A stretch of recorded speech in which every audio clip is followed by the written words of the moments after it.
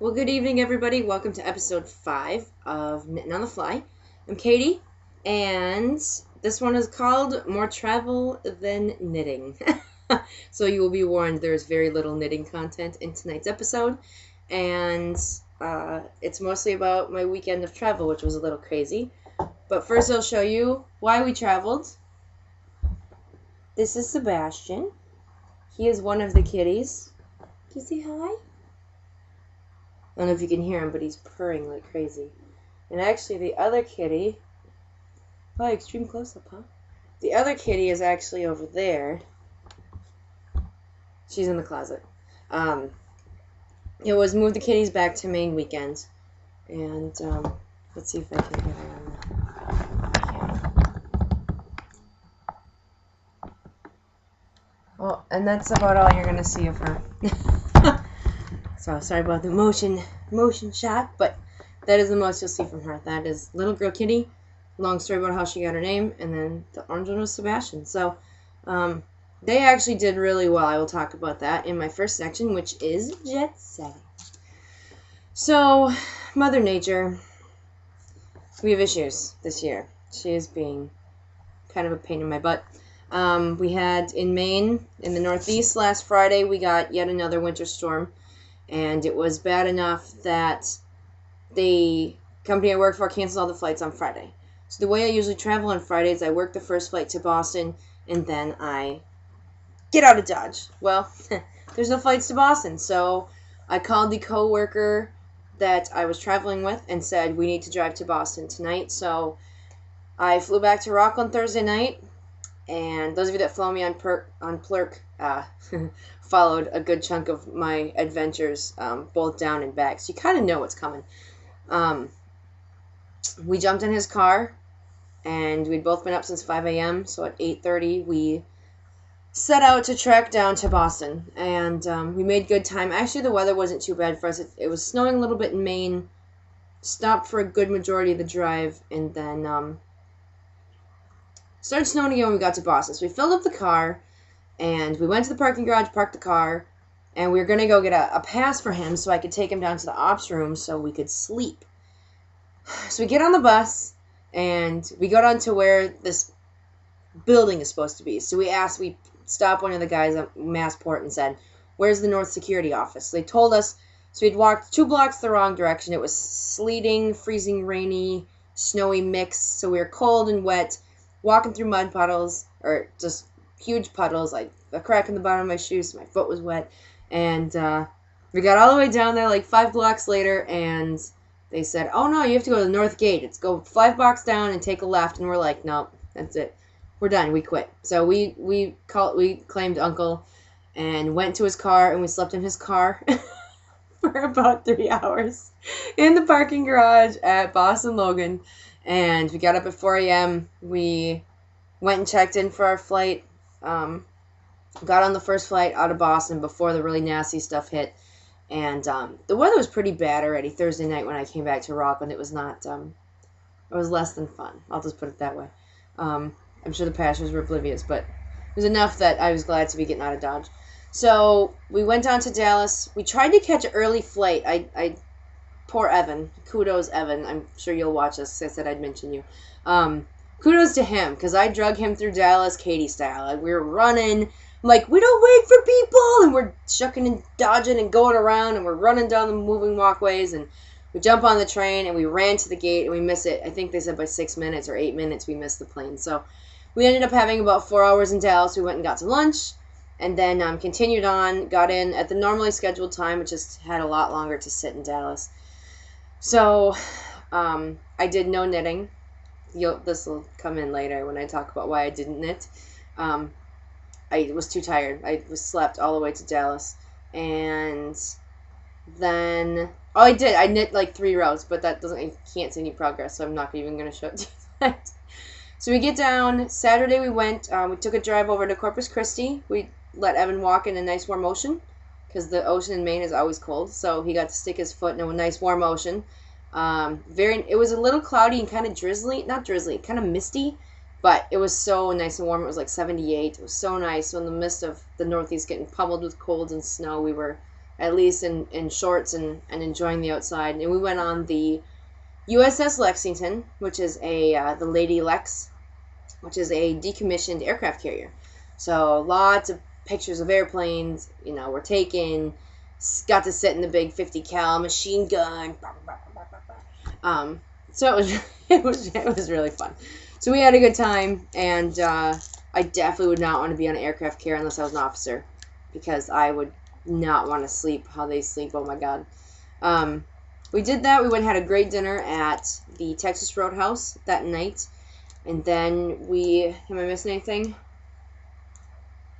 Nope. Texas Roadhouse. Sorry, I get my notes over here. My show notes, which actually I already published. It's the only way I could get them, so I could see them on my iPad.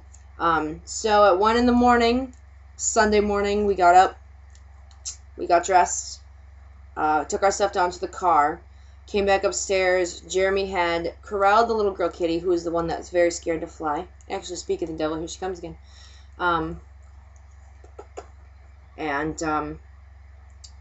We started a drive down to San Antonio. Oh, no, she's like, no, I'm not coming by you right now. That was about 3 hours, so we left about 1:36 actually we left. I don't know why that's 6 in my head. So, drive to San Antonio, and I always laugh at Boston Logan because everything is overmarked. There's like 12 signs that tells you where A is, 15 signs that tell you B is over here. Here's the rental cars, nothing. It tells you where the terminals are, that's it. So once you go by the terminals and realize there's no rental car return, you have to start looking.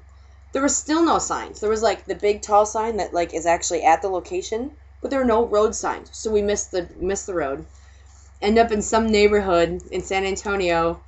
Evan's got the iPad trying to figure out where we are, where we need to go, how to get... I have stress. So this day has been stressing me out for, about 3 weeks or so, maybe even more.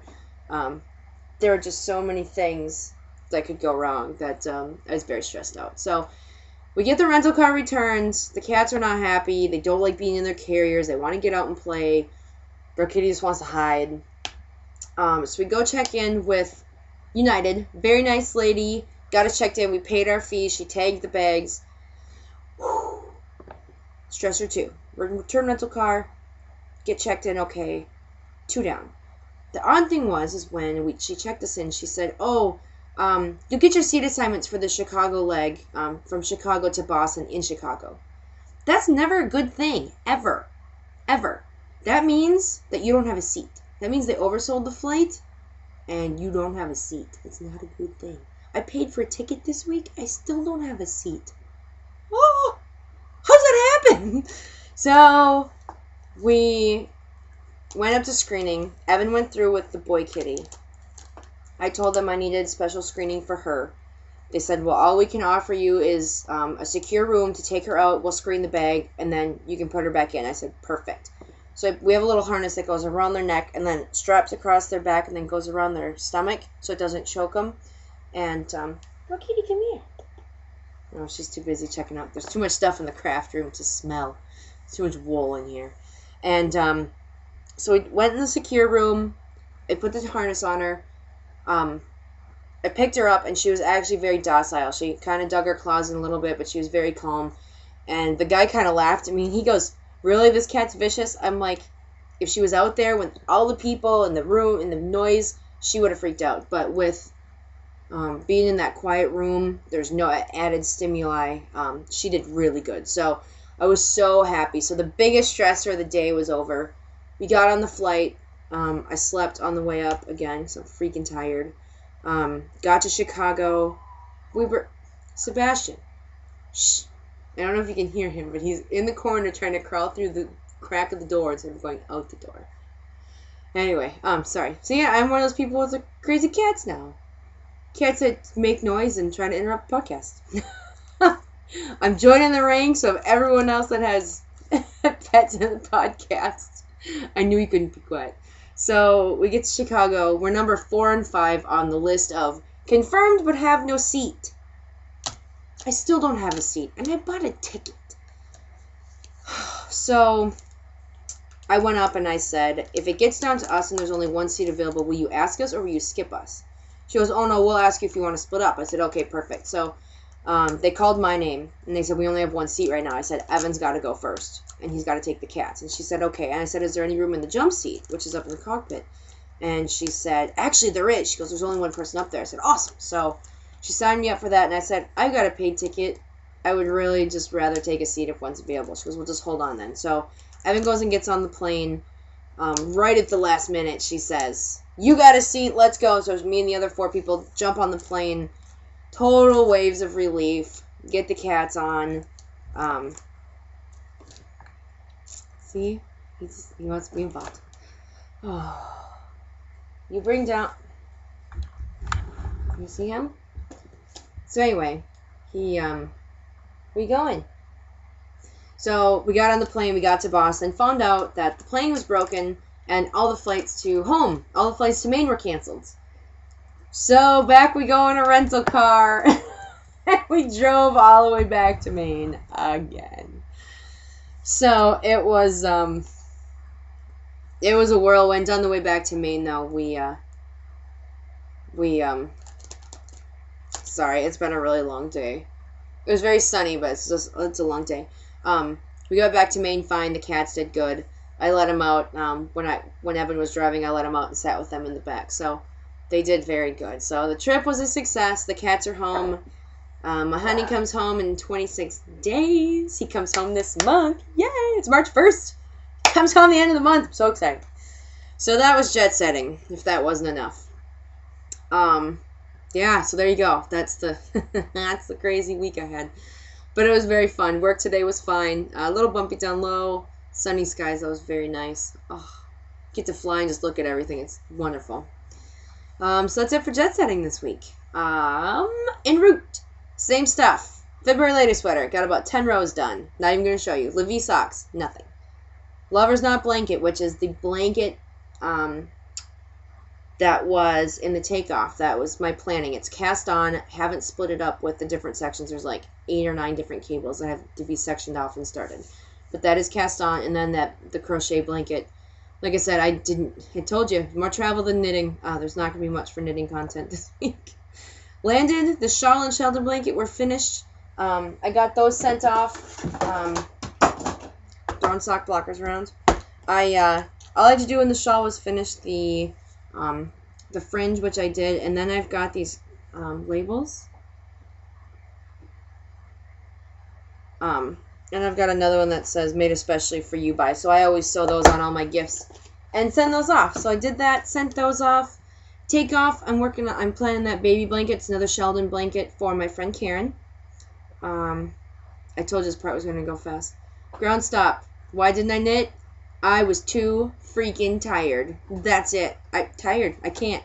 I slept 3 hours Thursday night. Crashed Friday night. Saturday night we got like 4 hours of sleep. Sebastian. He's chewing on a box. He likes to chew on boxes. 3 hours of sleep. Driving. Insanity. I just didn't have it in me this week. So I know I didn't finish my February latest sweater in February, but that's okay. Holding nothing. I haven't spun at all. I know I shouldn't even started that section because I haven't done any since I started podcasting. But my remodeled spindle from Highland Handmaids, Heather and her husband, is back en route to me with a brand new hook and a brand new shaft. And insert joke here with the shaft. And so that'll be exciting. That should be here pretty soon. I ordered some of her new